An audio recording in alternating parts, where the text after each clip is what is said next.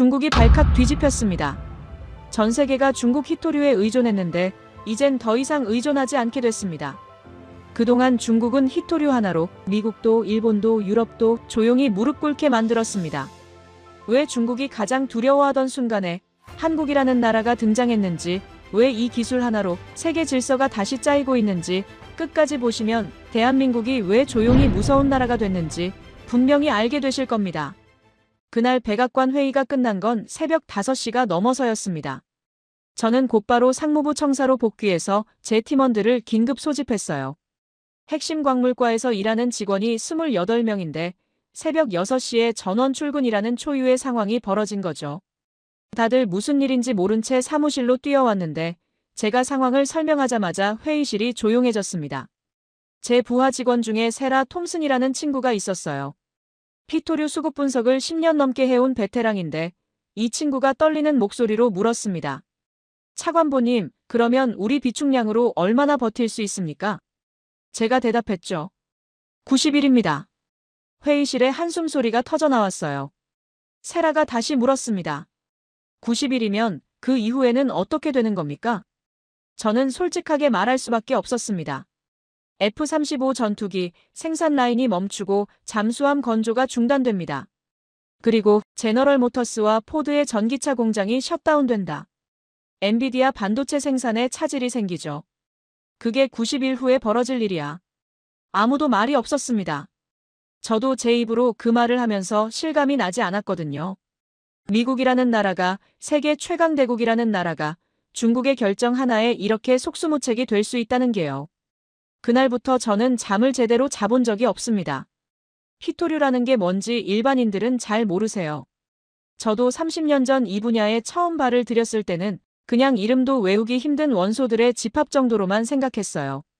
란타넘, 세륨, 네오디뮴, 디스프로슘. 화학 시간에 외우다가 포기했던 그 주기율표 끝자락에 있는 원소들이죠. 그런데 이게 현대 문명의 핵심이에요. 과장이 아닙니다. 여러분이 지금 들고 계신 스마트폰 있잖아요. 거기에 히토류가 들어갑니다. 집에 있는 에어컨, 냉장고, 세탁기, 전부 히토류로 만든 모터가 들어갑니다. 전기차는 말할 것도 없고요. 테슬라 전기차 한 대에 들어가는 네오디뮴 연구자석이 2kg이 넘어요. 군사장비는 더 심각합니다. F-35 스텔스 전투기 한 대를 만드는데 히토류가 무려 20kg 들어갑니다. 알레이버크급 구축함 한 척에는 무려 4.5톤이 필요해요. 토마호크 미사일, 패트리어트 미사일, 에이브럼스 탱크 전부 히토류 없이는 만들 수가 없어요. 그런데 이 히토류의 90%를 중국이 생산하고 있었습니다. 제가 처음 상무부에서 히토류를 담당하기 시작한 게 1993년이었어요. 그때는 미국도 히토류를 자체 생산했거든요. 캘리포니아에 마운틴 패스라는 광산이 있었는데 한때 세계 최대 히토류 광산이었어요. 1960년대부터 80년대까지 미국이 히토류 생산의 선두주자였습니다. 그런데 90년대 들어서 상황이 바뀌기 시작했어요. 중국이 본격적으로 히토류 시장에 뛰어든 겁니다. 덩샤오핑이라는 사람이 개혁 개방을 주도하면서 이런 말을 남겼어요. 중동에는 석유가 있지만 중국에는 히토류가 있다. 이 한마디가 지금 세계 질서를 뒤흔들고 있는 겁니다. 중국은 히토류 생산에 미친 듯이 투자를 했어요. 생산시설을 확대하고 인력을 훈련시키고 정제기술을 개발했습니다. 그런데 중국이 다른 나라들보다 유리했던 결정적인 이유가 있었어요. 환경 규제를 완전히 무시했다는 거예요. 히토류를 흙에서 추출하려면 엄청난 양의 물과 화학약품이 필요합니다. 그 과정에서 방사성 물질이 나오고 중금속 오염이 발생하죠. 미국이나 유럽에서 이걸 하려면 환경 규제 때문에 비용이 천정부지로 뛰어요. 그런데 중국은 그냥 했습니다. 오염수를 강에 그대로 흘려보내고 방사성 폐기물을 그냥 땅에 묻어버렸어요. 내몽골의 바오터우라는 도시가 있는데 중국 최대의 히토류 생산 기지예요. 이 도시 외곽에 면적이 10제곱킬로미터가 넘는 폐기물 저수지가 있습니다. 위성사진으로 봐도 보이는 시커먼 호수예요. 그 안에 히토류 정제 과정에서 나온 독성 폐기물이 수십 년째 쌓이고 있어요. 주변 마을 주민들은 암 발병률이 전국 평균의 3배가 넘습니다. 중국은 이런 대가를 치르면서 히토류 시장을 장악한 거예요. 결과적으로 어떻게 됐냐고요? 1995년에 중국의 히토류 생산 점유율이 처음으로 미국을 추월했습니다. 2000년에는 50%를 넘었고 2010년에는 97%까지 올라갔습니다. 미국의 마운틴 패스 광산은 2002년에 문을 닫았고요. 저는 그 과정을 상무부에서 다 지켜봤습니다. 매년 보고서를 쓰면서 경고했어요. 이대로 가면 미국이 중국에 완전히 종속될 거라고요. 그런데 아무도 귀를 기울이지 않았습니다. 히토류? 그게 뭔데? 그런 반응이었어요. 그러다가 2010년에 첫 번째 경고가 왔습니다. 중국과 일본이 센카쿠열도 분쟁을 벌였을 때 중국이 일본에 대한 히토류 수출을 금지해버린 거예요. 그때 전 세계가 처음으로 히토류의 중요성을 깨달았습니다. 일본 자동차 업계와 전자업계가 패닉에 빠졌고 히토류 가격이 한 달 만에 10배 넘게 폭등했죠. 저는 그때 생각했습니다. 이제야 사람들이 정신 차리겠구나. 미국 정부도 뭔가 대책을 세우겠지. 그런데 아니었어요. 중국이 일본 수출 금지를 2달 만에 풀어버리니까 다들 금방 잊어버렸습니다. 히토류 가격도 다시 떨어졌고 마치 아무 일도 없었던 것처럼 됐어요. 저만 계속 경고했습니다. 이번엔 일본이었지만 다음엔 우리 차례라고요. 그리고 15년이 지났습니다. 2025년 4월 4일 제 경고가 현실이 됐어요. 그것도 2010년보다 훨씬 더 심각한 형태로요. 트럼프 대통령이 중국에 145% 관세를 때리겠다고 으름장을 놓자 중국이 진짜 카드를 꺼내들었습니다. 히토류 수출 전면 금지. 일본한테 했던 거랑은 차원이 다른 조치였어요. 기간 제한도 없고 협상 여지도 없다고 했습니다. 백악관 회의에서 대통령이 물었어요. 대안이 뭐가 있지? 국방장관이 대답했습니다. 현재로선 없습니다. 상무장관이 덧붙였어요. 호주의 라이너스라는 회사가 있긴 한데 생산량이 중국의 10%도 안 됩니다. 캐나다와 그린란드에서 새 광산 개발 이야기가 있지만 생산 시작까지 최소 6년에서 10년이 걸립니다. 대통령 얼굴이 점점 붉어지더니 테이블을 내리쳤습니다. 그래서 우리가 뭘 할 수 있다는 거야? 아무도 대답하지 못했습니다. 저는 그 순간을 절대 잊지 못해요. 세계 최강대국의 핵심 권력자들이 모인 자리에서 중국 하나를 상대로 아무런 대안을 내놓지 못하는 모습을요. 그리고 바로 그때 국방장관이 그 말을 꺼낸 겁니다. 한국 정부에서 연락이 왔습니다. 그날 회의가 끝나고 저는 사무실로 돌아오면서 계속 그 말을 곱씹었어요. 한국이라고? 저는 솔직히 의아했습니다. 히토류 시장에서 한국의 위치를 제가 모르는 것도 아니었거든요. 한국은 히토류 자체 생산량이 사실상 제로인 나라예요. 전량을 수입에 의존하는데 그중 87% 이상이 중국산입니다. 미국보다 중국 의존도가 더 높은 나라예요. 그런 나라가 우리를 도와주겠다고? 저는 바로 제 팀에 지시를 내렸습니다. 한국의 히토류 관련 현황을 전부 조사해서 보고하라고요. 세라 톰슨이 이틀 밤을 새워서 보고서를 만들어 왔는데 그 내용을 보고 저는 더 혼란스러워졌습니다. 보고서 첫 장에 이렇게 적혀 있었어요. 한국의 히토류 중국 의존도 추이. 2011년 86%, 2015년 84%, 2020년 83%, 2023년 85%, 2024년 87.1%, 2025년 1분기 87.6%. 15년 동안 거의 변화가 없었습니다. 아니, 오히려 최근에는 더 높아지고 있었어요. 저는 세라한테 물었습니다. 일본은 어떻게 됐지? 2010년 이후로. 세라가 다음 페이지를 넘겼어요. 일본은 2010년 히토류 위기 이후 적극적으로 탈중국 정책을 폈습니다. 호주 라이너스에 대규모 투자를 했고 베트남과 인도에서 히토류 광산 개발을 추진했습니다. 그 결과 중국 의존도를 90%에서 60에서 70% 수준으로 낮추는 데 성공했습니다. 저는 고개를 끄덕였어요. 일본의 대응은 교과서적이었거든요. 2010년 위기를 겪고 나서 정부 차원에서 체계적으로 움직인 거예요. 그런데 한국은 왜 그대로야? 세라가 대답했습니다. 분석에 따르면 몇 가지 요인이 있습니다. 첫째, 한국자원공사의 해외 자원개발 투자 실패가 연이어 발생했습니다. 구조조정을 거치면서 적극적인 투자가 어려워졌어요. 둘째, 일본처럼 국가 차원의 장기 전략이 부재했습니다. 셋째, 중국과의 경제관계를 고려해서 히토류 탈중국을 적극적으로 추진하기 어려운 정치적 환경이 있었습니다. 한마디로 한국은 15년 동안 아무것도 안 했다는 거예요. 저는 보고서를 덮으면서 생각했습니다. 그런 나라가 대체 뭘 가지고 우리를 돕겠다는 건지. 그리고 솔직히 말하면 저는 한국을 그렇게 대단한 나라로 생각하지 않았어요. 물론 삼성이나 현대 같은 대기업들이 있다는 건 알고 있었습니다. 반도체랑 자동차는 잘 만든다는 것도요. 그런데 그게 전부였어요. 히토류나 광물자원 분야에서 한국이 특별한 경쟁력을 가지고 있다는 얘기는 들어본 적이 없었거든요. 그런데 며칠 후 국무부에서 연락이 왔습니다. 한국산업통상자원부 장관이 워싱턴을 방문한다는 거예요. 히토류 협력 방안을 논의하고 싶다고요. 저는 그 회의에 배석하게 됐습니다. 상무부 핵심 광물 담당 차관보 자격으로요. 회의는 국무부 청사에서 열렸어요. 저는 일부러 일찍 도착해서 한국 측 자료를 미리 검토했습니다. 그런데 자료를 읽으면서 점점 이상한 느낌이 들었습니다.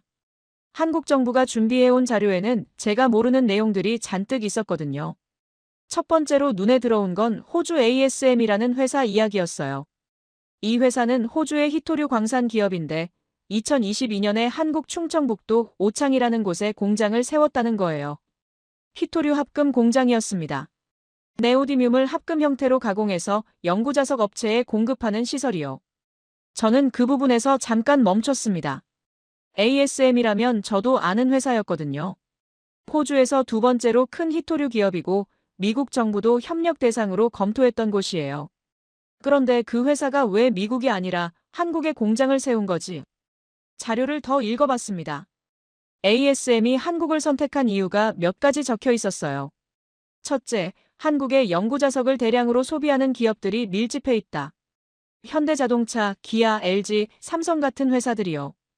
둘째, 한국의 제조업 인프라가 세계 최고 수준이다. 셋째, 한국 정부가 적극적인 투자 유치 정책을 폈다. 저는 그제야 조금 이해가 됐어요. 단순히 광산이 있느냐가 아니라 그 광물을 가공하고 활용할 수 있는 산업 생태계가 있느냐가 중요한 거구나. 그리고 한국에는 그게 있었습니다. 두 번째로 눈에 띈 건 카자흐스탄 이야기였어요. 한국 정부가 카자흐스탄과 희소금속 기술협력센터를 만들기로 합의했다는 내용이었습니다. 히토류, 리튬, 망간, 우라늄 같은 핵심 광물의 탐사부터 채굴, 가공까지 전 과정을 공동으로 개발하겠다는 거예요. 카자흐스탄은 우라늄 생산량 세계 1위 국가고 히토류 매장량도 260만 톤이 넘습니다. 거기다 최근에 카라간다라는 지역에서 2천만 톤 규모의 새로운 히토류 매장지가 발견됐어요. 엄청난 자원 부국이죠. 그런데 이 나라가 왜 한국과 손을 잡은 거지? 자료에 따르면 이유가 있었습니다. 카자흐스탄은 자원은 풍부한데 기술이 없어요. 히토류를 캐내는 것까지는 할 수 있는데 그걸 정제하고 가공하는 기술이 부족합니다. 지금까지는 중국에 원석을 팔고 중국이 가공해서 부가가치를 다 가져갔어요. 한국은 반대예요. 자원은 없는데 기술은 있습니다. 히토류 정제 기술, 합금 기술, 연구자석 제조 기술에서 상당한 경쟁력을 가지고 있어요. 그러니까 서로 부족한 걸 채워주는 관계가 되는 거예요. 카자흐스탄은 자원을 제공하고 한국은 기술을 제공하고 둘이 합치면 중국을 거치지 않고도 히토류 가공품을 만들어낼 수 있는 거죠. 저는 그 부분을 읽으면서 조금 놀랐습니다. 한국이 이렇게 체계적으로 움직이고 있었구나. 그런데 진짜 충격적인 건 세 번째 내용이었어요. 한국재료연구원이라는 곳에서 히토류 없이 연구자석을 만드는 기술을 개발했다는 거예요. 저는 그 문장을 보고 한참을 멈춰 있었습니다. 히토류 없이 연구자석을? 그게 가능해? 연구자석이라는 게 뭐냐면 현대산업에서 가장 중요한 부품 중 하나예요. 전기차 모터, 풍력발전기 터빈, 로봇 관절, 전자기기 스피커 등 안 쓰이는 데가 없어요. 그 중에서 가장 강력한 자석이 네오디뮴 연구자석입니다. 일반 자석보다 5배에서 12배나 강한 자력을 가지고 있어요. 그래서 고성능이 필요한 곳에는 전부 네오디뮴 자석이 들어갑니다. 그런데 문제가 뭐냐면 네오디뮴이 히토류라는 거예요. 중국이 독점하고 있는 바로 그 히토류요. 그래서 전 세계 연구기관들이 수십 년째 히토류 없는 연구자석 개발에 매달리고 있었습니다. 미국 에너지부도 수억 달러를 투자했고 일본도, 유럽도 전부 연구하고 있었어요. 그런데 아직까지 실용화에 성공한 곳은 없었습니다. 자료에 따르면 한국재료연구원이 그걸 해냈다는 거예요. 저는 솔직히 반신반의했습니다. 이게 진짜인지 확인해봐야겠다고 생각했어요. 실험실에서 만들어내는 거랑 실제로 산업에서 쓸 수 있는 거랑은 완전히 다른 문제거든요. 하지만 어쨌든 회의에 들어갔습니다. 한국산업부 장관은 50대 초반의 남자였어요. 영어를 꽤 잘했고 무엇보다 데이터를 가지고 말하는 스타일이었습니다. 감정적으로 호소하거나 허세를 부리지 않았어요. 그냥 팩트를 나열했습니다. 그가 첫 번째로 꺼낸 이야기가 이거였어요. 미국의 희토류 중국 의존도가 70%라고 하셨습니다. 하지만 정확히 말하면 의존도라는 게 원광석 수입만의 문제가 아닙니다. 정제와 가공 단계를 포함하면 미국의 실질적인 중국 의존도는 90%를 넘습니다. 그건 사실이었어요. 미국이 호주나 다른 곳에서 희토류 원석을 수입한다고 해도 그걸 정제하고 가공하는 시설이 없으면 소용이 없거든요. 그리고 전 세계 정제 시설의 대부분은 중국에 있었습니다. 한국도 마찬가지였습니다. 희토류 원석의 87%를 중국에서 수입하고 그 이외의 물량도 대부분 중국에서 정제된 것을 가져왔습니다. 그래서 우리는 전략을 바꿨습니다. 원석이 아니라 정제와 가공에서 주도권을 잡겠다고요. 저는 그 말에서 뭔가 핵심을 짚었다는 느낌을 받았어요. 그게 무슨 의미입니까? 장관이 대답했습니다. 희토류 공급망에서 가장 부가가치가 높은 단계가 정제와 가공입니다. 광산에서 캐내는 건 누구나 할 수 있어요.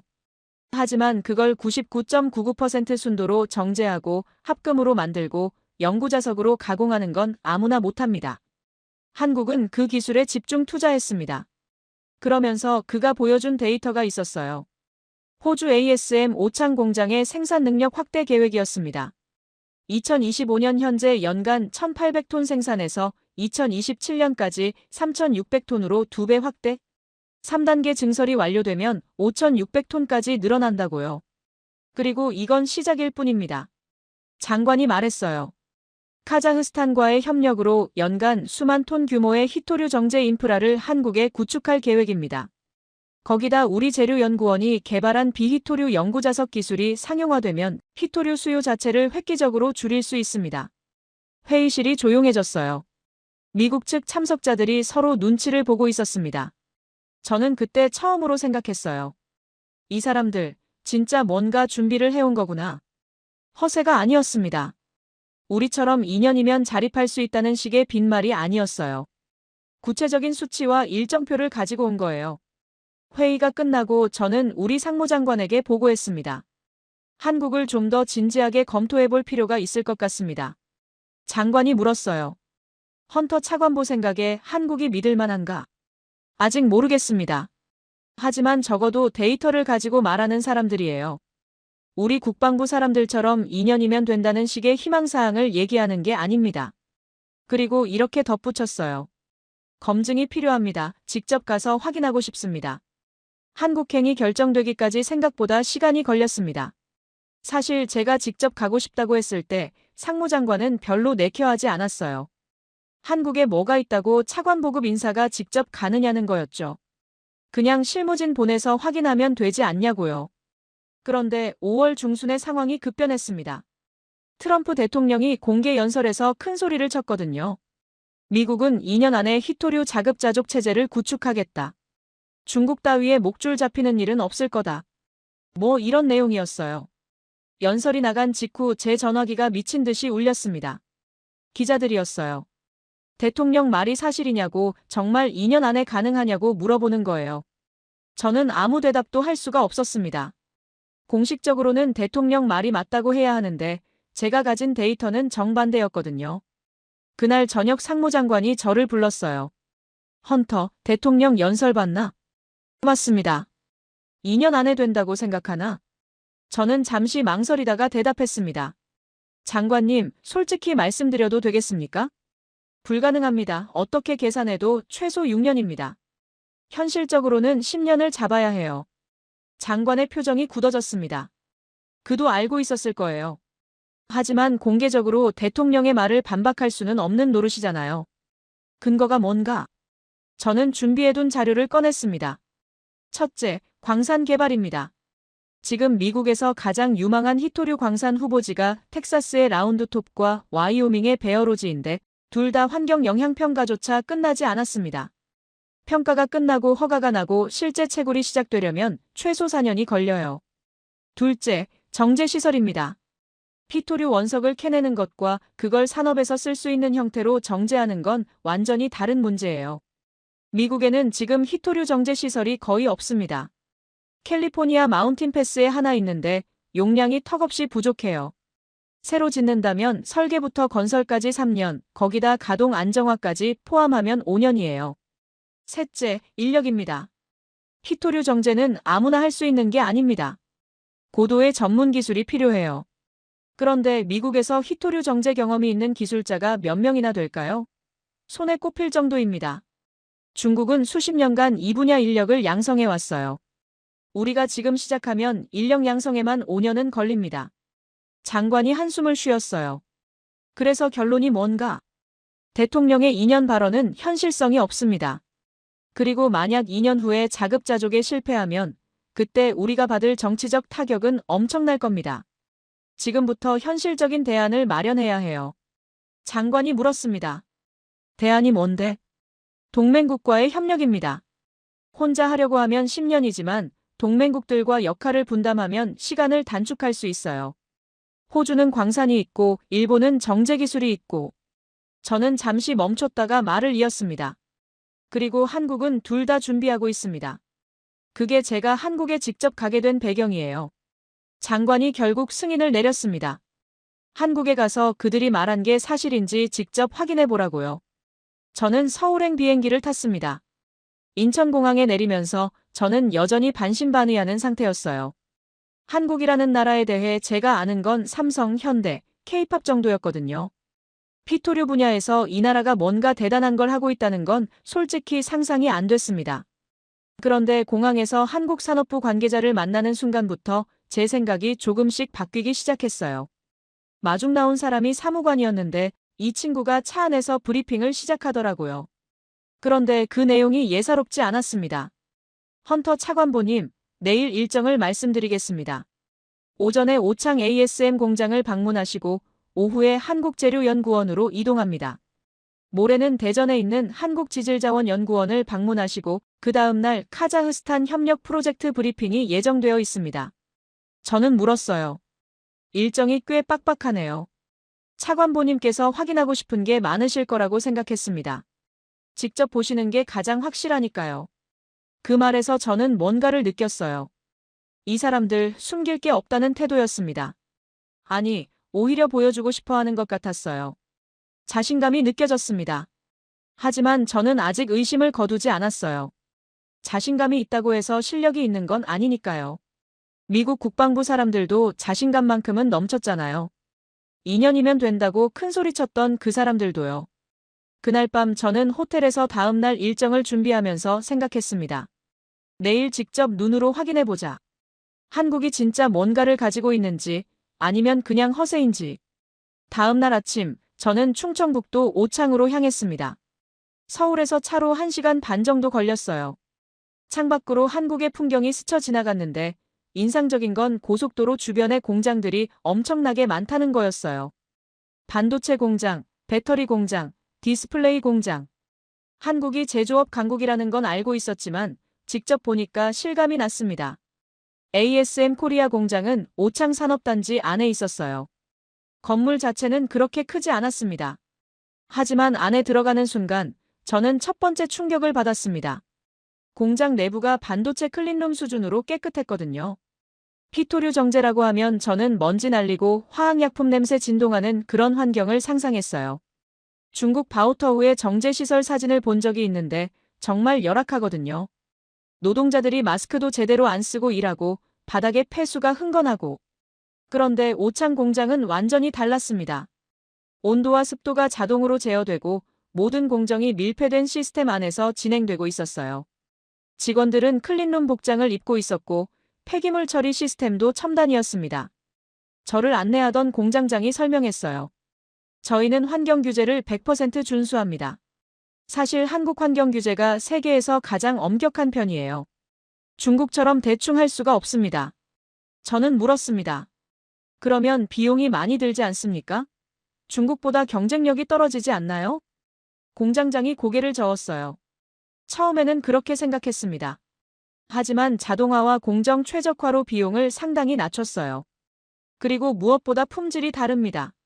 저희가 생산하는 네오디뮴 합금의 순도가 99.9% 이상이에요. 중국산 평균이 99.5% 정도인데 이 0.4% 차이가 연구자석 성능에서는 엄청난 격차를 만들어냅니다. 저는 그 말을 메모했어요. 순도 차이가 성능 차이로 이어진다. 그러면서 한 가지가 궁금해졌습니다. 생산량은 어느 정도입니까? 공장장이 대답했어요.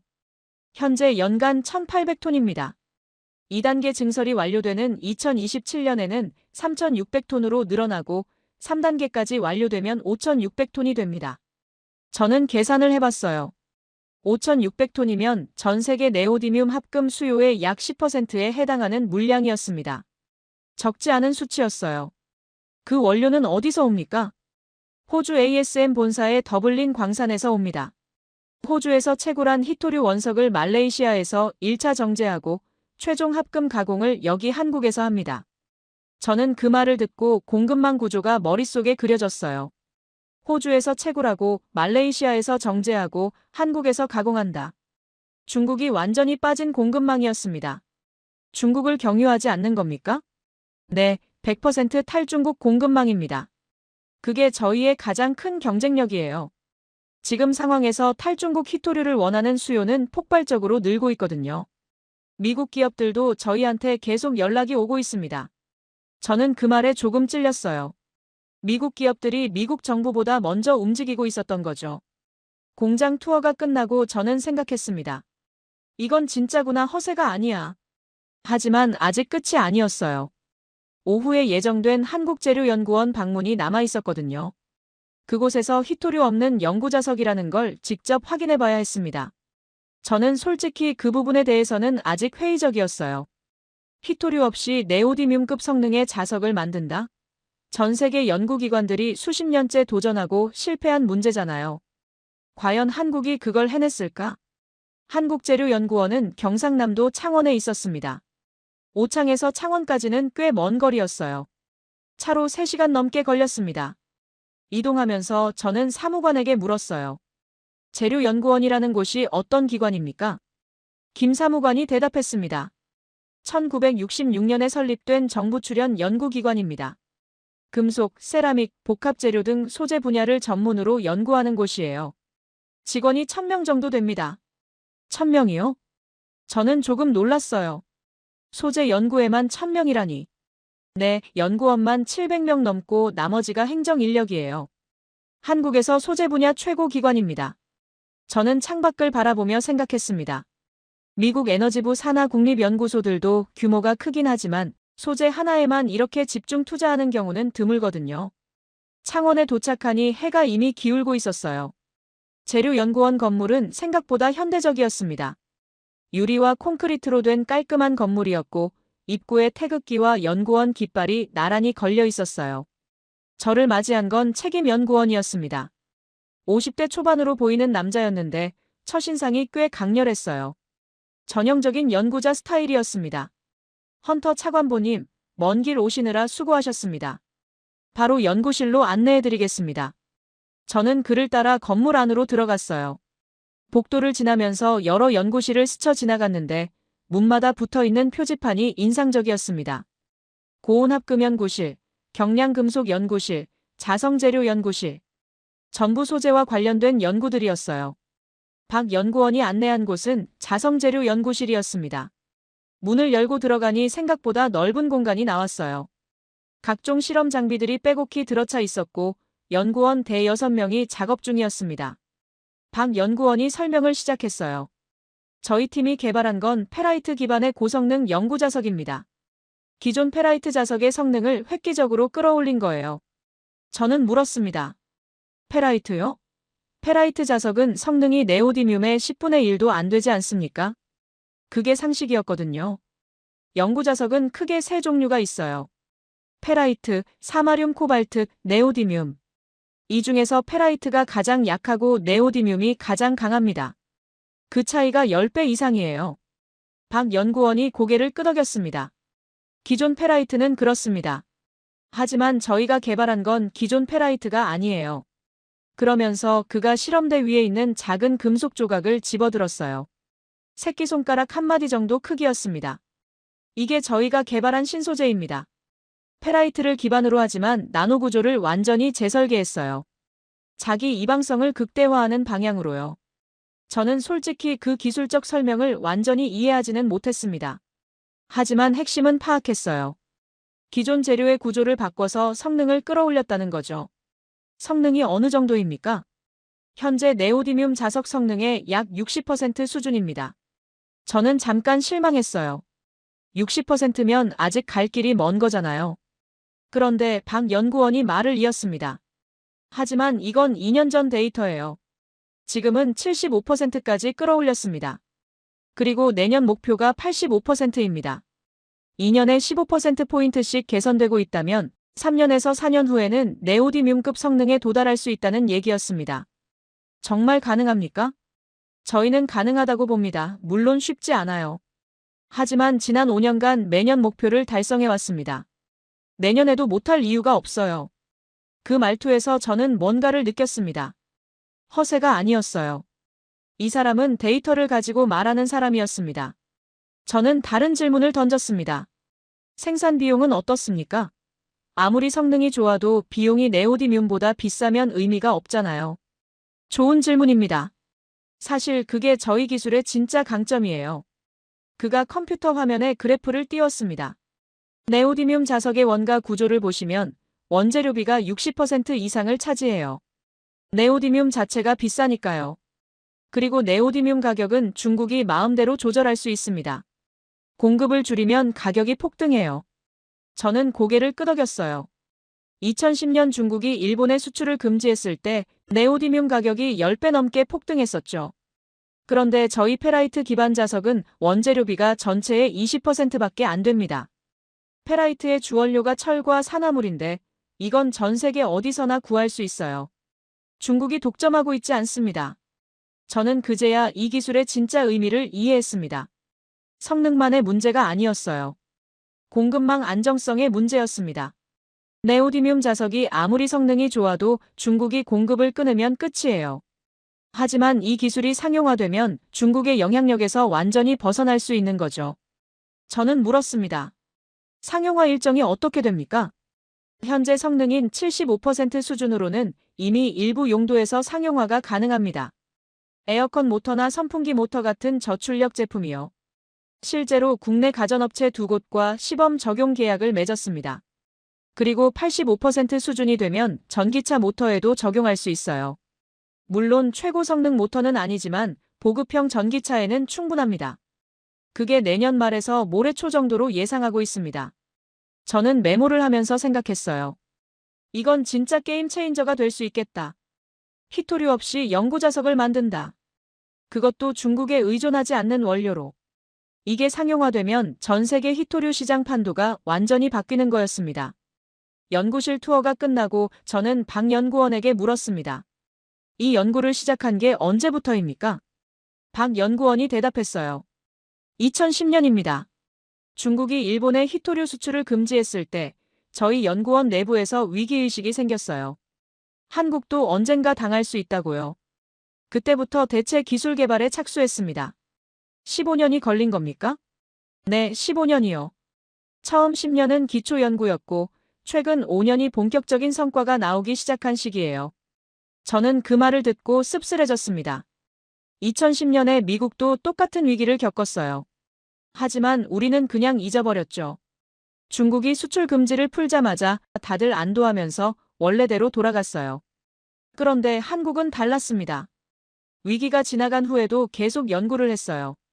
조용히, 꾸준히 15년 동안. 저는 갑자기 부끄러워졌습니다. 우리 미국은 뭘 했지? 15년 동안? 큰 소리만 쳤죠. 자급자족하겠다. 중국 의존도 줄이겠다. 뭐 그런 말만 하고 실제로는 아무것도 안 했습니다. 그러다가 2025년에 진짜 위기가 닥치니까 허둥지둥하고 있는 거죠. 그날 밤 저는 호텔로 돌아와서 워싱턴에 보고서를 썼습니다.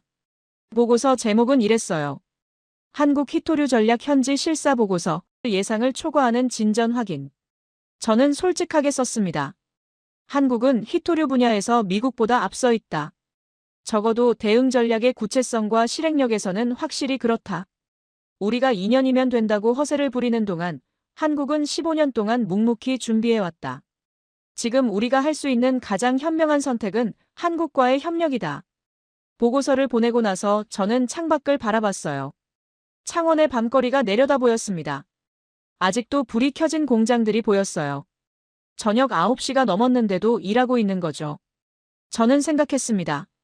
이 사람들은 정말 다르구나. 떠드는 게 아니라 행동한다.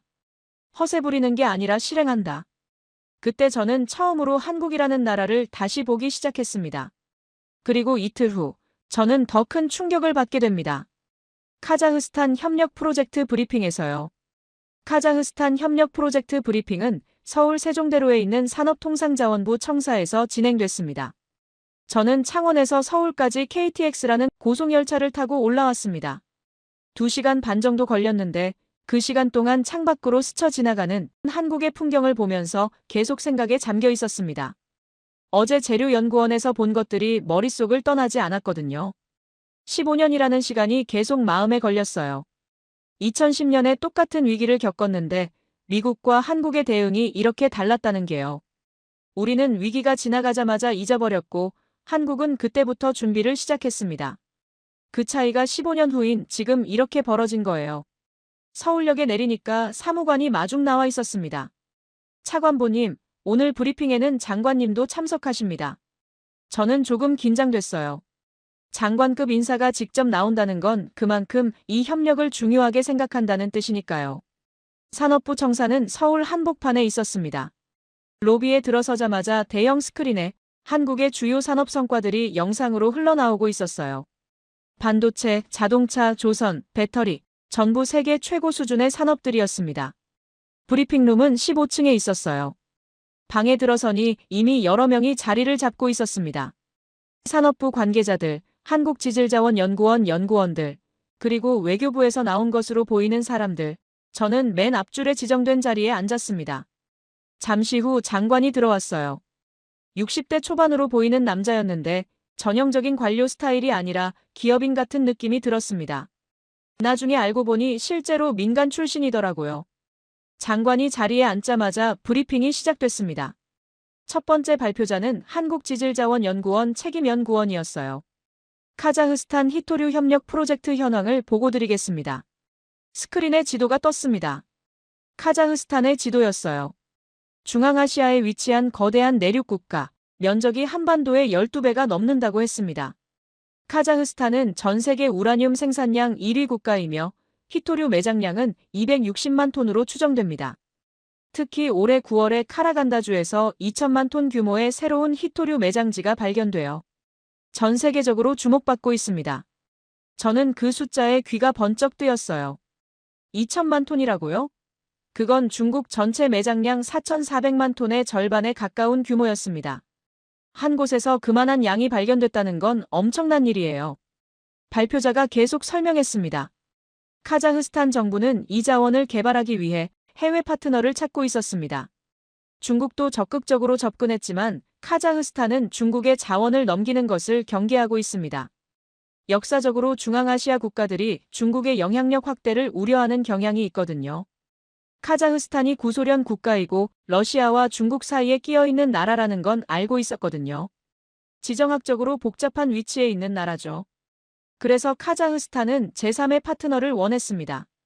기술력은 있지만 정치적 위협은 되지 않는 나라를요. 발표자가 잠시 멈추더니 말을 이었습니다. 그게 한국이었습니다. 스크린에 새로운 사진이 떴어요. 장관과 카자흐스탄 부총리가 악수하는 장면이었습니다. 불과 한 달 전에 찍힌 사진이라고 했어요. 지난달 15일 김 장관님께서 카자흐스탄 보준바예프 부총리와 회담을 하셨습니다. 이 자리에서 양국은 희소금속 기술협력센터 구축에 합의했습니다. 저는 메모를 했어요. 희소금속 기술협력센터. 이게 핵심이구나. 이 센터는 내년부터 한국 정부의 공적 개발 원조로 운영됩니다. 히토류, 리튬, 망간, 우라늄 등 핵심 광물의 탐사부터 채굴, 정제, 가공까지 전 과정을 양국이 공동으로 수행하게 됩니다. 저는 손을 들었어요. 질문해도 되겠습니까? 공동으로 수행한다는 게 구체적으로 어떤 의미입니까? 한국이 자본과 기술을 제공하고 카자흐스탄이 자원을 제공하는 건가요? 발표자가 대답했습니다. 기본적으로는 그렇습니다. 하지만 단순한 자원 구매 계약이 아닙니다. 저희가 추구하는 건 현지 합작법인 설립이에요. 카자흐스탄 땅에 정제시설을 짓고 거기서 직접 가공까지 하는 겁니다. 왜 굳이 현지에서 합니까? 원석을 한국으로 가져와서 가공하면 안 됩니까? 장관이 직접 대답했어요. 헌터 차관보님, 좋은 질문입니다. 두 가지 이유가 있어요. 그가 몸을 앞으로 기울였습니다. 첫째, 카자흐스탄이 그걸 원합니다. 그냥 원석만 팔면 부가가치가 전부 해외로 빠져나가잖아요. 카자흐스탄도 자국 내에서 산업을 육성하고 싶어 합니다. 일자리도 만들고 기술도 이전받고요. 우리가 그 조건을 받아들였기 때문에 중국을 제치고 파트너로 선정된 겁니다. 둘째, 공급망 안정성입니다. 원석을 한국으로 가져오려면 중국이나 러시아 영토를 통과해야 해요. 운송 과정에서 변수가 생길 수 있습니다. 하지만 현지에서 정제까지 끝내면 최종 제품 형태로 가져올 수 있어요. 부피도 줄어들고 운송 리스크도 줄어듭니다. 저는 그 설명을 들으면서 감탄했어요. 이 사람들 정말 치밀하게 생각했구나. 단순히 자원을 확보하는 게 아니라 전체 공급망을 설계하고 있었습니다. 채굴, 정제, 가공, 운송까지 전 과정을 고려한 전략이었어요. 브리핑이 계속됐습니다. 두 번째 발표자가 나왔어요. 이번에는 SK에코플랜트라는 회사 관계자였습니다. 저희 회사는 이미 카자흐스탄에서 리튬 광산 개발 협력을 진행하고 있습니다. 스크린에 광산 사진이 떴어요. 카자흐스탄 동부 지역에 위치한 이 광산은 리튬 매장량이 약 50만 톤으로 추정됩니다. 저희는 한국지질자원연구원과 공동으로 탐사를 진행했고 올해 초 개발권 확보에 성공했습니다. 저는 또 메모했어요. 민간 기업이 이미 들어가 있구나. 현재 초기 개발 단계에 있으며 2027년부터 본격 생산에 들어갈 예정입니다. 연간 생산량은 리튬 기준 약 2만 톤을 목표로 하고 있습니다. 저는 계산을 해봤어요. 2만 톤이면 전 세계 리튬 생산량의 약 2%에 해당하는 물량이었습니다. 적지 않은 규모예요. 그런데 여기서 끝이 아니었습니다. 세 번째 발표자가 나왔어요. 이번에는 산업부 통상정책관이었습니다. 카자흐스탄 외에도 한국은 여러 국가와 핵심 광물 협력을 추진하고 있습니다. 스크린에 세계 지도가 떴어요. 여러 나라의 표시가 되어 있었습니다. 호주, 캐나다, 베트남, 인도네시아, 칠레, 콩고, 이 국가들과 각각 히토류, 리튬, 니켈, 코발트 등 핵심 광물 협력을 진행 중입니다. 저는 그 지도를 보면서 깨달았어요. 한국이 전 세계적으로 광물 동맹 네트워크를 구축하고 있구나. 중국 하나에 의존하는 게 아니라 여러 나라와 관계를 맺어서 공급선을 다변화하는 전략이었습니다. 미국도 같은 전략을 추진하고 있었지만 솔직히 한국만큼 구체적으로 진행되고 있지는 않았어요. 브리핑이 끝나고 장관이 저를 따로 불렀습니다. 별도의 회의실로 자리를 옮겼어요. 장관과 저, 그리고 통역관 한 명만 있었습니다. 장관이 먼저 말문을 열었어요. 헌터 차관보님, 이틀간 한국의 여러 시설을 둘러보셨는데 어떠셨습니까? 저는 솔직하게 대답했습니다. 예상보다 훨씬 진전이 빨랐습니다. 솔직히 놀랐어요. 놀라셨다니 다행이네요. 저희도 조용히 준비해왔거든요. 저는 그 말에서 뭔가를 느꼈어요. 이 사람들은 떠들지 않고 일했구나. 장관이 말을 이었습니다. 헌터 차관보님, 저희가 왜 미국에 협력을 제안했는지 아십니까? 저는 고개를 저었어요. 한국 혼자서도 충분히 잘하고 계신 것 같은데요. 장관이 진지한 표정으로 대답했습니다. 아닙니다. 저희가 아무리 노력해도 혼자서는 한계가 있어요. 카자흐스탄, 호주, 이런 나라들과 협력을 해도 중국의 70% 점유율을 깨기는 어렵습니다. 그가 테이블 위에 손을 올려놓았어요. 하지만 한국과 미국이 함께하면 얘기가 달라집니다. 미국의 자본력과 외교력, 한국의 기술력과 제조 역량이 합쳐지면 중국 독점 체제를 진짜로 흔들 수 있어요. 저는 그 말을 곰곰이 생각했습니다. 저희는 경쟁하려는 게 아닙니다. 협력하려는 거예요. 미국이 광산에 투자하고 한국이 정제와 가공을 담당하고 최종 제품을 양국이 나눠 쓰는 겁니다. 윈윈이죠. 저는 물었습니다. 왜 미국입니까? 일본이나 유럽도 있잖아요. 일본은 이미 자체적인 루트가 있습니다. 2010년 이후에 열심히 준비해서 중국 의존도를 많이 낮췄어요. 유럽은 솔직히 결정이 너무 느려요. 관료주의가 심해서 뭘 하나 하려면 몇 년이 걸립니다. 미국은 다릅니다. 일단 결정하면 빠르게 움직일 수 있는 나라예요. 그리고 지금 미국이 가장 절박한 상황이잖아요. 절박한 파트너가 최고의 파트너입니다. 저는 그 말에 할 말이 없었어요. 맞는 말이었거든요. 미국이 지금 가장 급하고 가장 절박하고 가장 선택지가 없는 상황이었습니다. 장관이 마지막으로 말했어요. 헌터 차관보님, 워싱턴에 돌아가시면 이 메시지를 전해주십시오. 한국은 준비가 되어 있습니다. 미국이 손을 내밀면 저희는 언제든 잡을 준비가 되어 있어요. 저는 고개를 끄덕였습니다. 그날 밤 저는 호텔로 돌아와서 오랫동안 생각에 잠겼어요. 한국이라는 나라가 새롭게 보였습니다. 불과 며칠 전까지만 해도 저는 한국을 반도체랑 자동차 잘 만드는 나라 정도로만 알고 있었어요. 히토류 분야에서는 우리보다 더 중국에 의존하는 약자라고 생각했고요. 그런데 실상은 달랐습니다. 한국은 15년 전부터 이 상황을 준비해왔어요. 기술을 개발하고 동맹을 구축하고 공급망을 다변화하고 조용히 하지만 확실하게요. 반면에 미국은 뭘 했습니까? 큰 소리만 쳤죠. 2년이면 자립한다. 중국 따위에 앉은다. 뭐 그런 말만 하고 실제로는 아무것도 안 했습니다. 저는 그때 처음으로 인정했어요. 우리가 졌구나. 준비해서 이미 졌어. 다음 날 아침 저는 인천공항으로 향했습니다. 워싱턴으로 돌아가는 비행기를 타기 위해서요. 공항 라운지에서 비행기를 기다리는 동안 제 전화기가 울렸습니다. 상무장관이었어요. 헌터, 지금 통화 가능한가? 네, 장관님 공항에 있습니다. 좋아, 네가 보낸 보고서 봤어. 한국이 그 정도로 준비가 되어 있나? 네, 제가 직접 확인했습니다. 생각보다 훨씬 앞서 있어요. 전화기 너머로 한숨 소리가 들렸어요. 알았어, 워싱턴 오면 바로 나한테 와. 대통령 보고 준비해야 할 것 같아. 알겠습니다. 전화를 끊고 저는 창밖을 바라봤어요. 비행기들이 이륙하고 착륙하는 게 보였습니다. 전 세계로 연결되는 활주로들, 한국이라는 작은 나라가 이렇게 전 세계와 연결되어 있구나. 그런데 그때 제 시선이 한 곳에서 멈췄어요. 활주로 저편으로 대한항공 화물기가 보였습니다. 커다란 기체 옆면에 태극기 문양이 선명하게 그려져 있었어요. 저는 갑자기 궁금해졌습니다. 저 비행기가 지금 뭘 실어 나르고 있을까? 그때 저는 깨달았어요. 한국은 이미 움직이고 있었습니다. 우리가 회의실에서 토론하고 있을 때 한국은 실제로 물건을 만들고 실어 나르고 있었어요. 행동과 말의 차이. 그게 미국과 한국의 차이였습니다. 비행기에 오르면서 저는 다짐했어요. 워싱턴에 돌아가면 반드시 이 협력을 성사시키겠다고요. 하지만 저는 그때 몰랐습니다. 워싱턴에서 저를 기다리고 있는 게 뭔지를요. 미국 내부에서 거센 반발이 일어나고 있다는 걸요. 인천에서 워싱턴까지 14시간 비행이었어요. 머릿속으로 계속 한국에서 본 것들을 정리하고 어떻게 보고할지 구상했거든요.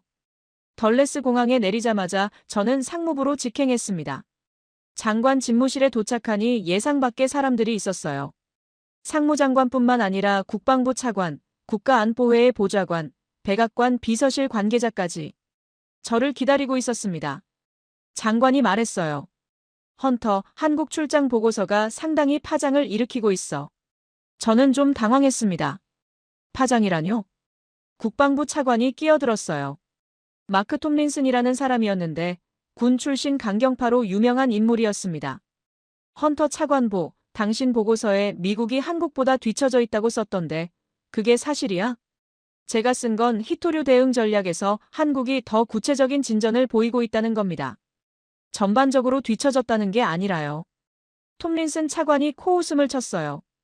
히토류가 전부야. 우리가 한국보다 못하다고. 웃기는 소리 하지 마. 분위기가 험악해졌습니다. 상무장관이 중재에 나섰어요. 마크, 일단 헌터 얘기를 끝까지 들어보자고. 직접 가서 확인하고 온 사람이잖아. 저는 준비해온 자료를 꺼냈습니다. 제가 확인한 바로는 한국이 세 가지 측면에서 우리보다 앞서 있습니다. 첫 번째 슬라이드를 띄웠어요. 첫째, 기술입니다. 한국재료연구원이 히토류 없이 연구자석을 만드는 기술을 개발했습니다. 현재 네오디뮴 자석 성능의 75% 수준이고 내년에 85% 목표입니다. 톰린슨 차관이 끼어들었어요. 우리 에너지부도 같은 연구하고 있어. 뭐가 다른데? 우리는 아직 실험실 단계입니다. 한국은 이미 가전업체 2곳과 시범 적용 계약을 맺었어요. 상용화가 코앞이라는 겁니다. 두 번째 슬라이드를 띄웠습니다. 둘째, 인프라입니다. 호주 ASM이라는 회사가 한국에 히토류 합금 공장을 지었습니다. 현재 연간 1,800톤 생산 중이고 2027년까지 3,600톤으로 확대됩니다. 왜 그 회사가 미국이 아니라 한국에 공장을 지었지?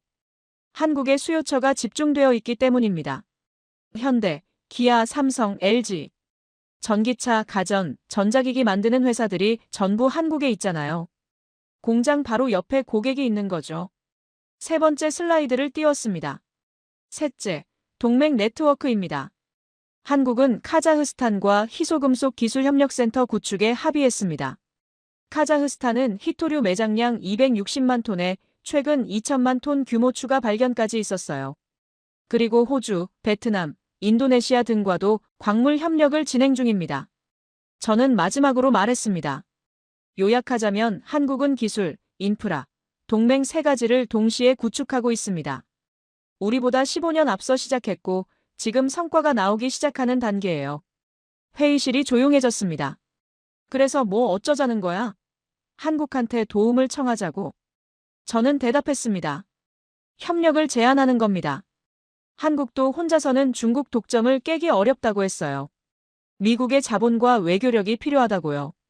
우리가 광산 투자를 담당하고 한국이 정제와 가공을 맡고 최종 제품을 나눠 쓰는 거죠.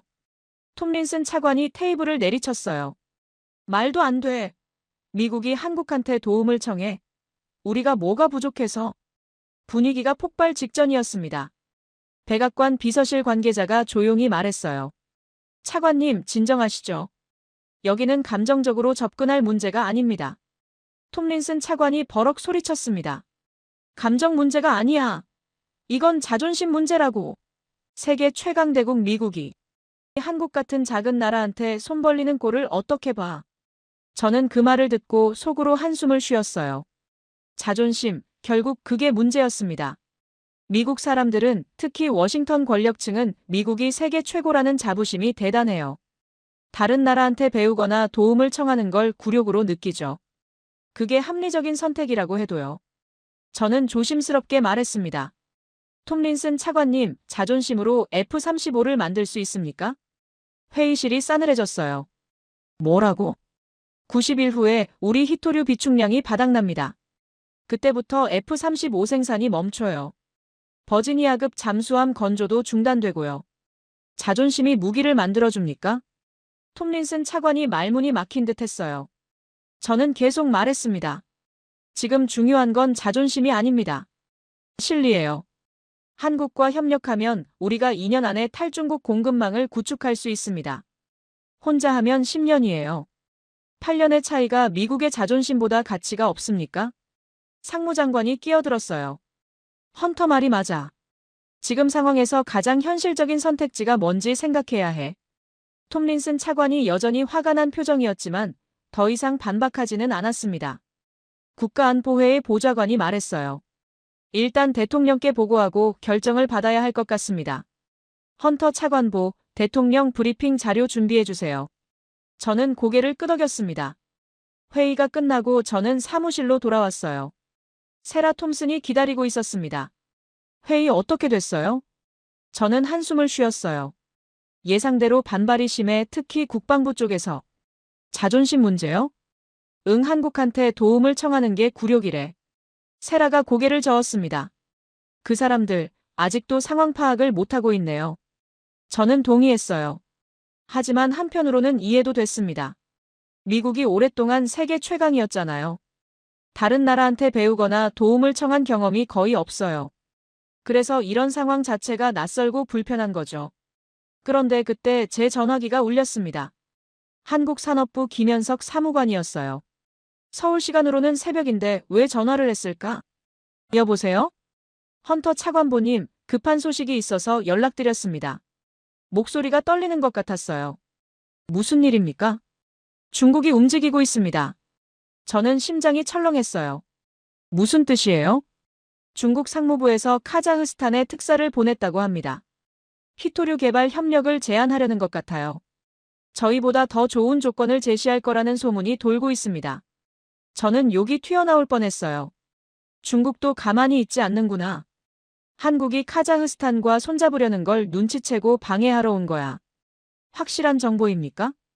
아직 확인 중이지만 신뢰할 만한 소스에서 나온 정보입니다. 카자흐스탄 정부 내부에서 흔들리는 사람들이 있다고 해요. 저는 이 말을 짚었어요. 상황이 복잡해지고 있었습니다. 미국 내부에서는 자존심 때문에 한국 협력에 반대하는 사람들이 있고, 밖에서는 중국이 방해 공작을 펼치고 있고. 알겠습니다. 일단 상황을 지켜보죠. 새로운 정보가 있으면 바로 알려주세요. 전화를 끊고 저는 창밖을 바라봤어요. 워싱턴의 밤하늘이 보였습니다. 멀리 국회의사당의 돔이 조명을 받아 빛나고 있었어요. 저는 생각했습니다. 이 싸움은 생각보다 훨씬 복잡하겠구나. 단순히 기술이나 자원의 문제가 아니었어요. 자존심, 정치, 외교, 지정학 모든 게 얽혀있는 복잡한 게임이었습니다. 그리고 그 게임에서 한국은 조용히 하지만 확실하게 자기 자리를 만들어가고 있었어요. 반면에 미국은 아직도 자존심에 발목이 잡혀 있었습니다. 저는 그때 깨달았어요. 이 싸움의 진짜 적은 중국이 아닐 수도 있겠구나. 우리 자신일 수도 있어. 다음 날 아침, 저는 대통령 브리핑 준비를 시작했습니다. 이번에는 반드시 설득해야 했어요. 미국의 운명이, 아니 전 세계 히토류 판도가 이 결정에 달려 있었으니까요. 대통령 브리핑은 월요일로 잡혔습니다. 저는 주말 내내 자료를 준비했어요. 세라 톰슨과 팀원들이 밤을 새워가며 도와줬습니다. 이번 브리핑이 얼마나 중요한지 다들 알고 있었거든요. 브리핑 전날 밤, 저는 사무실에서 혼자 자료를 최종 점검하고 있었어요. 그때 전화가 왔습니다. 한국의 사무관이었어요. 헌터 차관보님, 상황이 심각해졌습니다.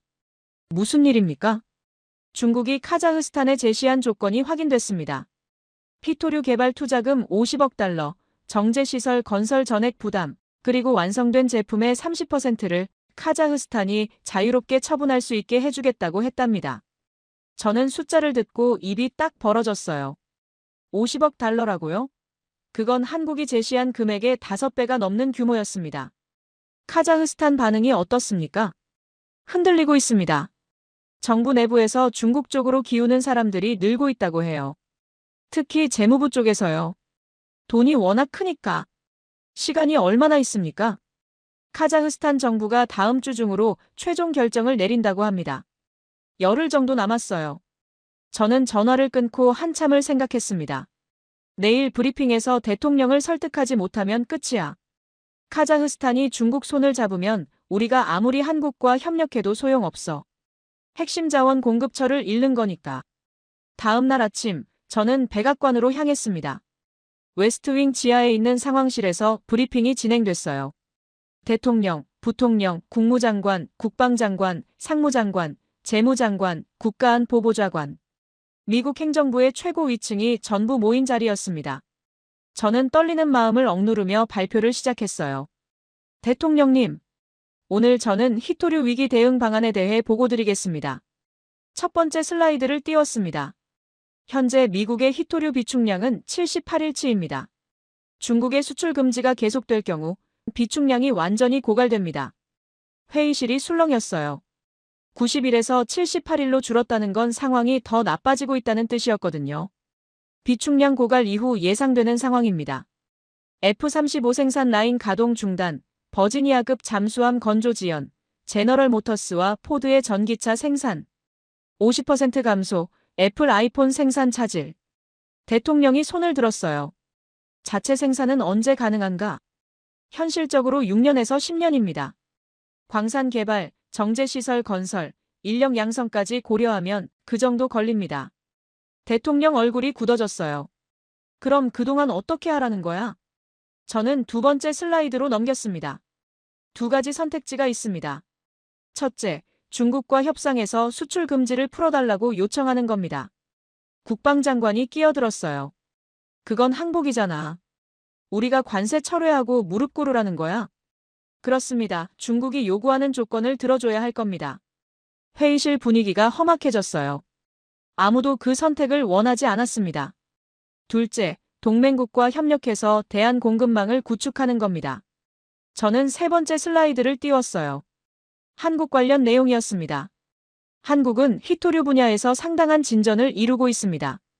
호주 기업과 협력해 정제시설을 운영 중이고 카자흐스탄과 대규모 협력을 추진하고 있으며 히토류 없이 연구자석을 만드는 기술도 개발했습니다.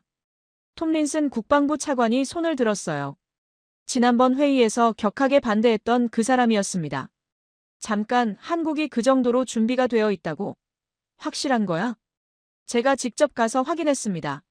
오창에 있는 히토류 합금 공장, 창원에 있는 재료연구원, 전부 직접 봤어요. 허세가 아닙니다. 대통령이 물었어요. 한국과 협력하면 뭐가 달라지는데? 한국의 정제기술과 인프라를 활용하면 대한 공급망 구축 시간을 6년에서 2년으로 단축할 수 있습니다. 그리고 카자흐스탄 협력 프로젝트에 미국이 공동 참여하면 중국을 견제하면서 새로운 자원 공급처를 확보할 수 있어요. 그런데 문제가 있습니다. 저는 네 번째 슬라이드로 넘겼어요. 중국이 방해 공작을 펼치고 있습니다. 어제 확인된 정보에 따르면 중국이 카자흐스탄에 50억 달러 투자를 제안했습니다. 한국 제안의 5배가 넘는 금액이에요. 카자흐스탄 정부가 흔들리고 있고 다음 주 중으로 최종 결정을 내린다고 합니다. 회의실이 웅성거렸어요. 재무장관이 물었습니다. 우리가 카자흐스탄에 더 많은 돈을 제시하면 안 되나? 저는 고개를 저었어요. 단순히 돈 문제가 아닙니다. 카자흐스탄이 원하는 건 기술 이전과 현지 산업 육성이에요. 중국은 돈은 많이 주지만 기술은 안 줍니다. 자기들이 다 해버리거든요. 반면에 한국은 기술 이전과 현지 합작법인 설립을 제안하고 있어요. 카자흐스탄 입장에서는 장기적으로 한국 쪽이 더 이득입니다.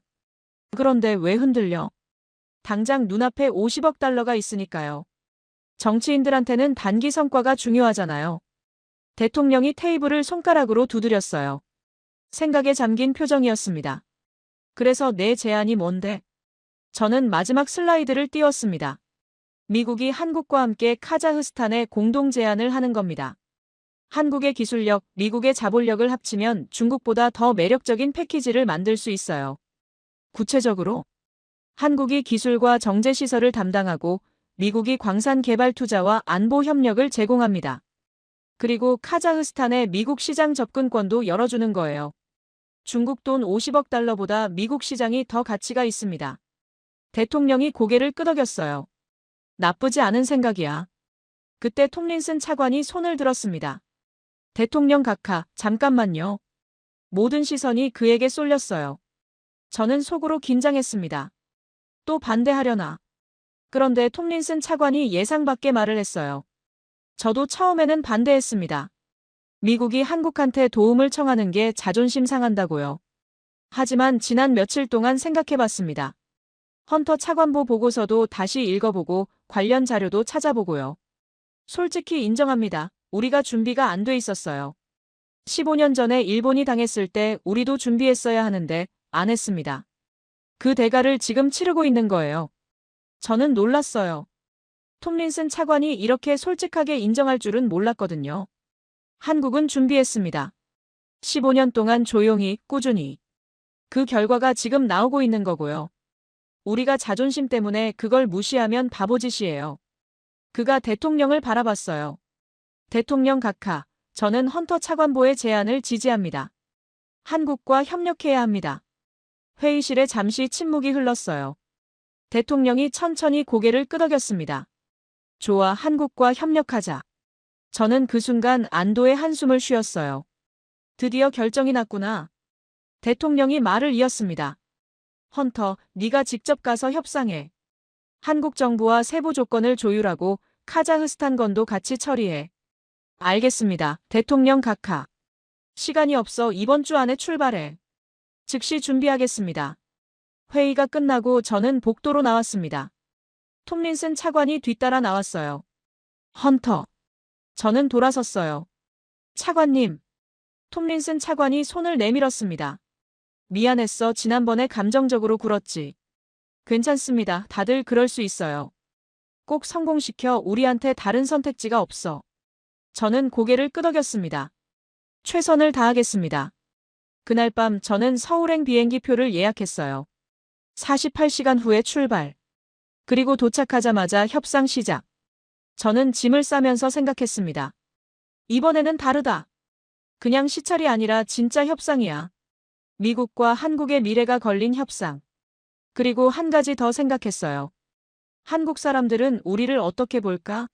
한 달 전만 해도 한국이 뭘 해줄 수 있어? 하고 무시했던 미국이 이제 와서 손을 내밀고 있잖아. 그들이 우리 손을 잡아줄까? 저는 그때 처음으로 불안해졌어요. 우리가 너무 늦은 건 아닐까?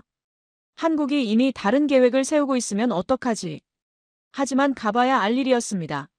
이틀 후, 저는 다시 인천공항에 내렸어요. 이번에는 시찰이 아니라 협상가로서. 인천공항에 내리니 예상 밖의 환영이 기다리고 있었습니다. 장관이 직접 공항까지 나와 있었어요. 장관급 인사가 공항에서 마중 나오는 건 외교적으로 상당한 예우였습니다. 헌터 차관보님, 다시 뵙게 되어 반갑습니다. 장관이 손을 내밀었어요. 저는 그 손을 잡았습니다. 장관님, 이렇게까지 나와주시다니 감사합니다. 장관이 미소를 지었어요. 중요한 손님이시니까요. 협상하러 오셨다고 들었습니다. 저는 솔직하게 말했어요. 네, 대통령의 결재를 받고 왔습니다. 한국과 공식적으로 협력하고 싶습니다. 좋습니다. 저희도 기다리고 있었어요. 공항에서 바로 회의장으로 이동했습니다. 서울 시내에 있는 정부 청사였어요. 회의실에는 양측 협상단이 마주 앉았습니다. 한국 쪽에서는 산업부 장관, 외교부 차관, 지질자원연구원장, 재료연구원장이 나왔어요. 미국 쪽에서는 저와 국무부에서 급파된 협상 전문가 2명이 참석했습니다. 협상은 처음부터 빠르게 진행됐어요. 한국 측이 먼저 제안을 내놨습니다. 저희가 구상하는 협력 모델은 이렇습니다. 장관이 설명을 시작했어요. 첫째, 카자흐스탄 프로젝트에 미국이 공동 참여합니다. 한국이 기술과 운영을, 미국이 자본과 안보 협력을 담당하는 거예요. 투자 비율은 한국 40, 미국 40, 카자흐스탄 20으로 제안합니다. 저는 메모했어요. 나쁘지 않은 조건이었습니다. 둘째, 호주 ASM 오창 공장 확장에 미국 기업도 참여할 수 있게 하겠습니다. 생산된 합금의 일정 물량을 미국에 우선 공급하는 조건으로요. 셋째, 한국재료연구원이 개발한 비히토류 연구자석 기술을 공동 상용화합니다. 미국 시장 진출은 미국 파트너 기업과 합작으로 추진하고 기술료를 나누는 겁니다. 저는 3가지 제안을 듣고 잠시 생각했어요.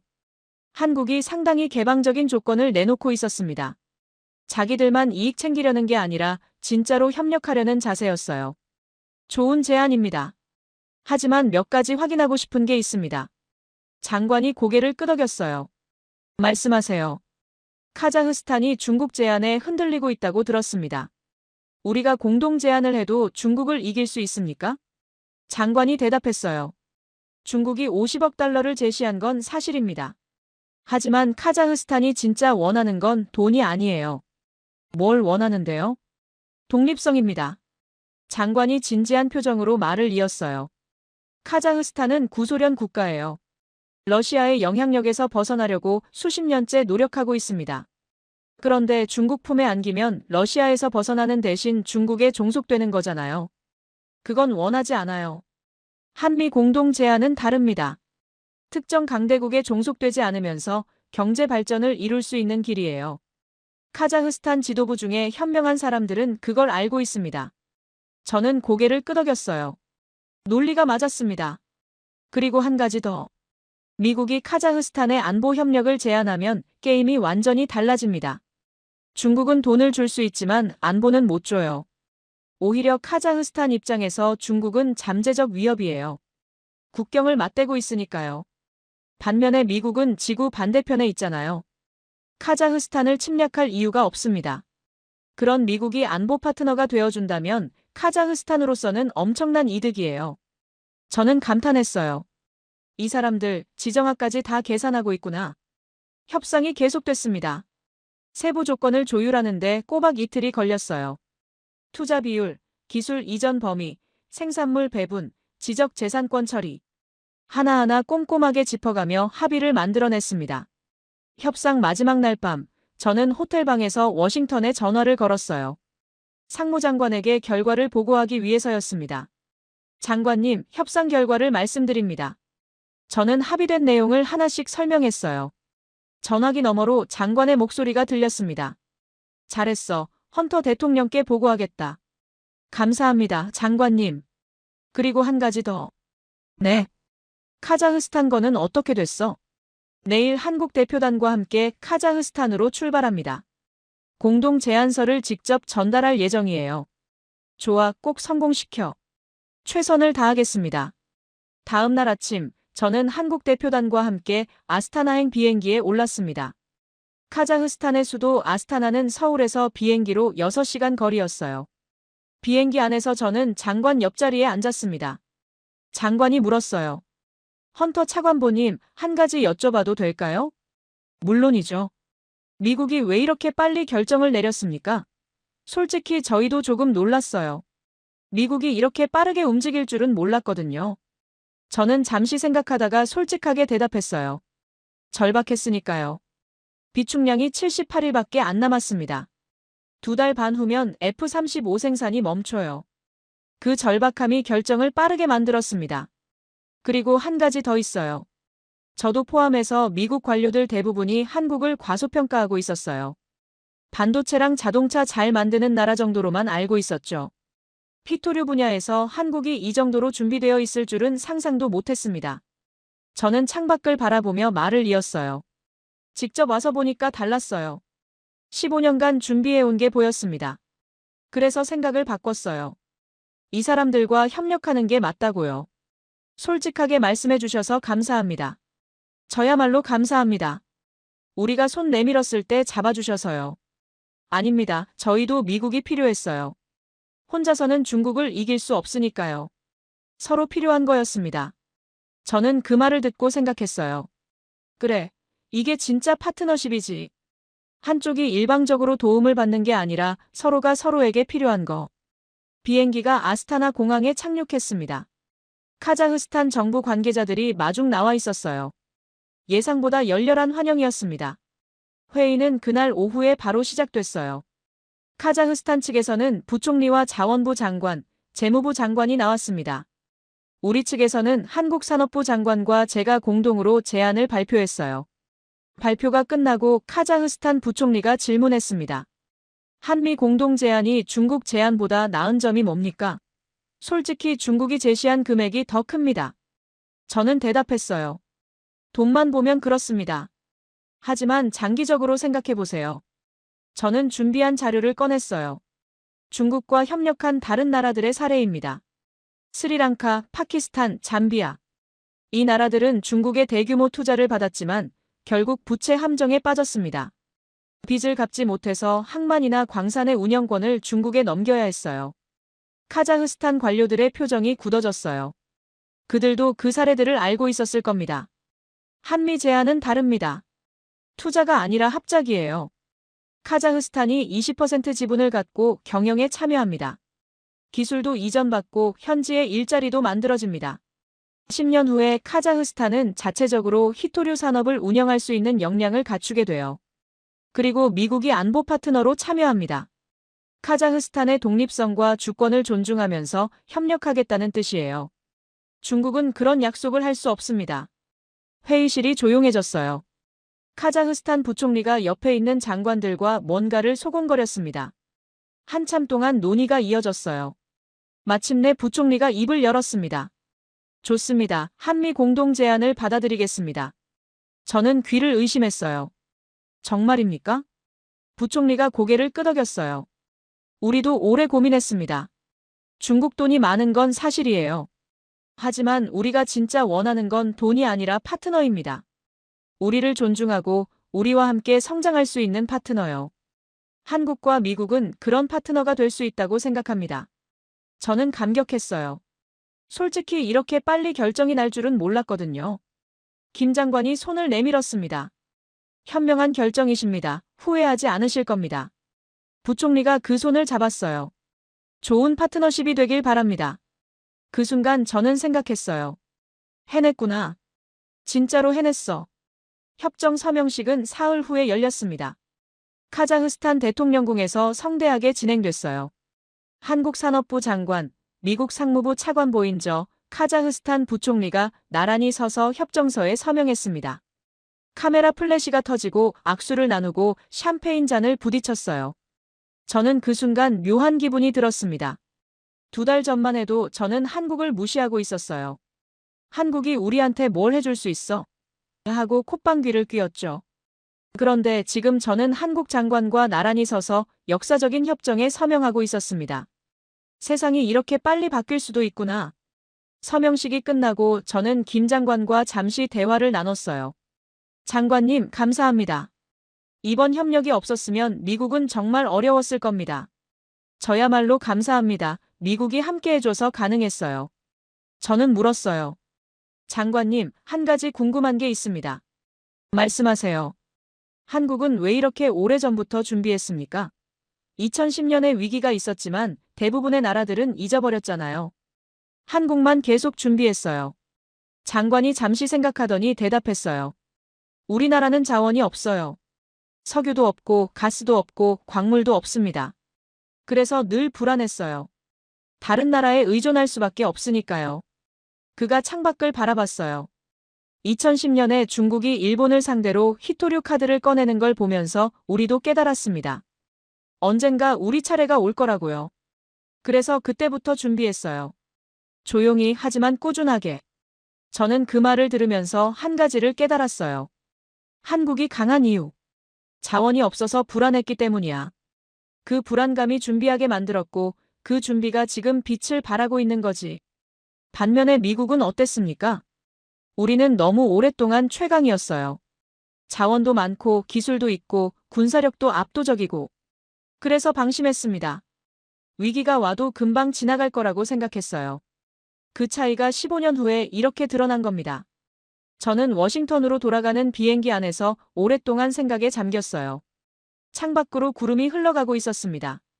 저 구름 아래 어딘가에서 세상이 바뀌고 있었어요. 히토류 시장의 판도가, 글로벌 공급망의 구조가, 그리고 국가들 간의 관계가. 그 변화의 중심에 한국이 있었습니다. 작지만 강한 나라. 자원은 없지만 기술과 끈기로 무장한 나라. 떠들지 않고 행동하는 나라. 저는 그때 확실히 깨달았어요. 21세기의 승자는 목소리 큰 나라가 아니야. 조용히 준비하고 실행하는 나라야. 그리고 한국은 이미 그걸 증명하고 있었습니다. 비행기가 워싱턴에 도착했을 때 저는 새로운 마음가짐으로 발을 내딛었어요. 이제 시작이야. 한국과의 협력은 첫걸음일 뿐이지. 앞으로 할 일이 많아. 하지만 한 가지는 확실했습니다. 히토류 전쟁에서 진짜 승자는 중국도 아니고 미국도 아니었어요. 조용히 준비했던 한국이었습니다. 그리고 그 승리는 이제 막 시작되고 있었어요. 15년 동안 조용히 준비해서 세계판을 뒤흔든 이 선택. 이게 진짜 강한 나라 아닙니까? 대한민국이 자랑스럽다면 댓글에 대한민국 화이팅! 한번 남겨주십시오.